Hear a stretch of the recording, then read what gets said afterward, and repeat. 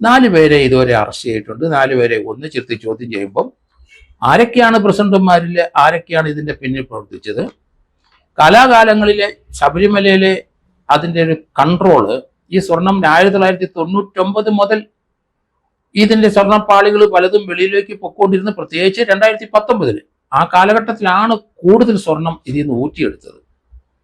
അതുകൊണ്ട് 2018 മുതലുള്ള ദേവസ്വം സമിതിയിലുള്ളവരെ പ്രതിക്കൂട്ടിലാണ് എന്ന് പറയേണ്ടി വരും.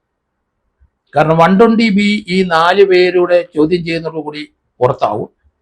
അന്വേഷണ ഉദ്യോഗസ്ഥന്മാർക്ക് ആരൊക്കെയാണ് ഇതിൻ്റെ പിതൃത്വം ഏറ്റെടുക്കാൻ വരുന്നത് എന്നതിനെപ്പറ്റി ഒരു ഐഡിയ ആവും. അതുകൊണ്ടാണ് ഞാൻ നേരത്തെ മുതൽ പറയുന്നത്, പ്രസിഡന്റ് വാസുവിനെ ഉൾപ്പെടെയുള്ളവരെ കുറേ ദിവസങ്ങൾ പിടിക്കും അവരെ അറസ്റ്റ് ചെയ്യാൻ.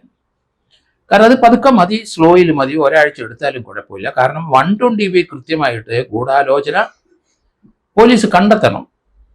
എങ്കിൽ മാത്രമേ അവരുടെ അറസ്റ്റിന് ഒരു പ്രത്യേക കാരണങ്ങൾ കണ്ടുപിടിക്കാനും അവരെത്രത്തോളം ഇതിനകത്ത് ഇൻവോൾവ് ആണ് എന്ന് കോടതിക്ക് ബോധ്യപ്പെടുത്താനും കഴിയുള്ളൂ.